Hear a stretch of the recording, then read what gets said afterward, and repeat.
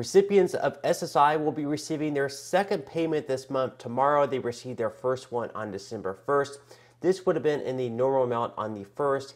Now, tomorrow, you're actually going to be receiving a payment that is around 8.7% higher just because of that cost of living adjustment. So beneficiaries can receive as big of an increase as $73 per month, as the maximum amount is now going to be $914 for individuals, and then for couples is actually going to be going up to $1,371 per month. Now, other than that cost of living adjustment that will be going out tomorrow, there is another bill that I'm going to touch base on in this video that's going to increase benefits by anywhere between $8,000 to $17,000 if this passes. We're going to be talking about the bill, the prospects of it actually passing in this video, so make sure to watch all the way to the end, and if you enjoy the content in today's video, I would definitely appreciate you giving this video a like, as that definitely helps sort of with that whole YouTube algorithm. So I'm going to go ahead and jump right into the video for today. So once again, we do have those SSI payments that will be going out tomorrow. That's actually going to be your January of 2023 payment.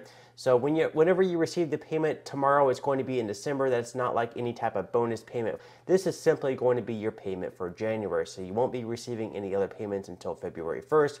Again, this is simply because January 1st both falls on a holiday and also a weekend, and anytime that happens, they end up sending the payments out the Friday prior. So you're going to be receiving that on December 30th. Once again, that's tomorrow instead of on January 1st. Now, for people who do not receive SSI, but they receive Social Security benefits, you guys will be on your normal payment schedule for 2023, whether you receive Social Security retirement, disability, or anything else. Now, with your 8.7% cost of living adjustment, you should have already received a letter in the mail and also on the online portal showing what your increase is going to be. So for 2023, it looks like for retired workers, the average is going to be around $1,827 for individuals.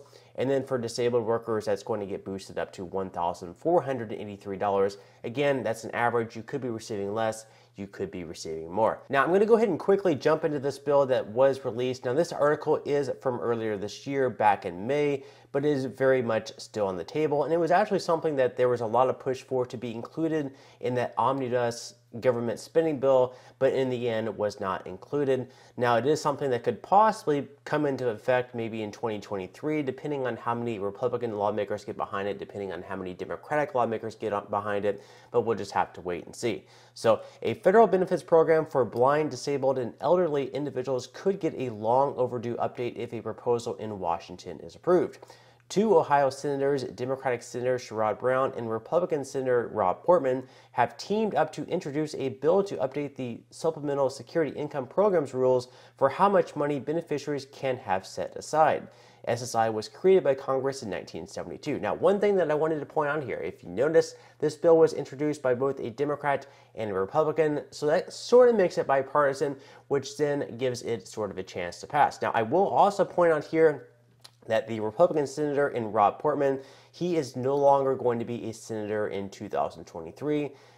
He ended up, stepping down. He no longer wanted to run. So we actually have a new senator stepping in 2023. J.D. Vance actually won the election this past year. So it will now be J.D. Vance. Whether or not he's going to step in Rob Portman's shoes and get behind this bill to push it along with his colleague in Ohio in Sherrod Brown, we'll just have to wait and see. Now, the senator's bill, called the SSI Savings Penalty Elimination Act, was introduced on Thursday. SSI currently provides a maximum monthly benefit of $841 per individual, or $1,261 for couples where both individuals are eligible for the program. Now, this recently, of course, got boosted up to $914 for individuals, as I mentioned earlier on. This was the amount for 2022. However, some beneficiaries receive far less. The average monthly benefit for all recipients is currently $625.50. Once again, that's the average, so some of you guys may actually receive less than that amount. Is that enough? Let me know in the comment section below. Many people receiving these benefits are living under or close to the federal poverty level, which in 2022 is $13,590 in annual income for individuals. SSI also comes with strict rules regarding income and assets for beneficiaries, and this is really where the bill comes into play, so let's pay attention here. Brown and Portman's bill seeks to update the asset limits, which would enable beneficiaries to have more savings in case of an emergency without affecting their benefits. So currently, individuals getting SSI are limited to $2,000 in assets, and for married couples it's $3,000. So notice how that's only 50% higher for married couples, even though it's two people. I mean, it would make a lot more sense if it was double that amount. So really, at the very least, it should be $2,000 for individuals and $4,000 for couples. But no, it's $2,000 for individuals and $3,000 for couples. Now, the bill seeks to amend those caps, which have not been changed since 1989. That's 30 years ago. That's more than 30 years ago, to $10,000 and $20,000 respectively. The change would also help eliminate the marriage penalty for today's beneficiaries, since the current asset limit for couples is not twice that for a single person. So it does a couple things there. If you notice, it raises the SSI assets which you're able to have from $2,000 for individuals up to $10,000 for individuals, and $3,000 for married couples up to $20,000 for married couples. So it makes it double for couples from individuals, which just makes sense. I mean, why would you have two people only able to have 50% more than what an individual could have? It just penalizes people for getting married, basically, is what it does. Now, if you look at the inflation calculator, once again, 1989, no changes since 1989. That is just completely ludicrous. Now, from the inflation calculator, if we have $2,000 in assets, 1989 versus today, $2,000 today would be $4,801. Now, you notice in the bill they're actually going to be raising it to $10,000, so more than double that amount. But still, it probably would be a good thing if they went ahead and jumped that up to $10,000. Now, the program's limits on assets such as savings make it difficult for SSI beneficiaries and their families to achieve any measure of economic security. A report from the J.P. Morgan Chase & Company Policy Center states, it doesn't make sense for SSI's rules to punish Americans for saving for emergencies, Brown said in a statement. Our bipartisan bill would update the outdated rules for the first time in decades and allow beneficiaries to save for emergencies without putting the benefits they rely on to live at risk. Now, this is absolutely true. Why would you punish people for saving? It just does not make sense. Let's say that you have, something expensive in your house go out and you have to take out a loan. Well, taking out that loan would put you over the asset limit for $2,000. $2,000 in 2022 is not a lot of money. A lot of things cost $2,000, and you're punishing people for, trying to save over $2,000 is just completely ridiculous. This needs to be updated. It's been 30 years, and they still have not done a single thing. So this bill is a good starting point. The bill would also adjust thresholds annually for inflation based on consumer price index data, much like Social Security benefits.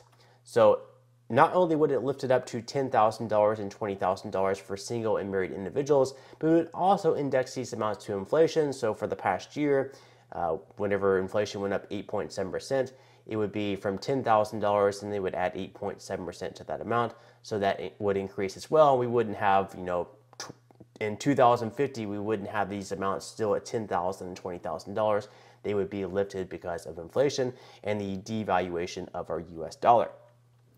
The proposal follows a more expansive proposal put forth by Brown last year titled the SSI Restoration Act.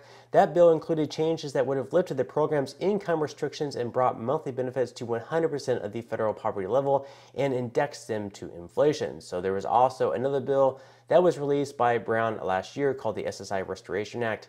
And of course, that bill never passed. Could maybe in the future, but in this video, we're just going to be focusing on this one. So updating the program's rules around income from work could help improve beneficiary standard of living, a report from the Urban Institute found. Currently, beneficiaries can have up to $20 in unearned income per month, while their first $65 in earnings is exempt from the program's rules. Beyond that threshold, SSI benefits are reduced by 50 cents for every dollar of income. Those thresholds have not been changed since 1972. So once again, on that rule as well, it's extremely outdated. And in a lot of these Social Security programs, I mean, SSI isn't, necessarily is not a Social Security program. It's separate from Social Security. They do not derive the benefits from Social Security tax.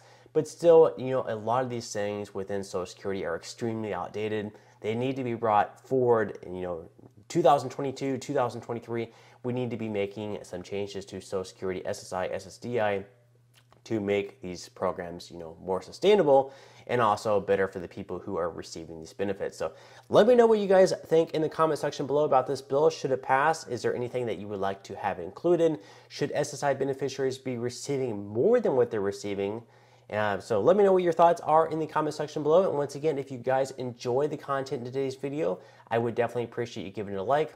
Subscribe to my channel if you have not already, and make sure to ring the notification bell. That way you will be the very first to be notified when I do release future videos. And until next time, I hope you guys have a wonderful rest of your day, and I'll see you in the next video.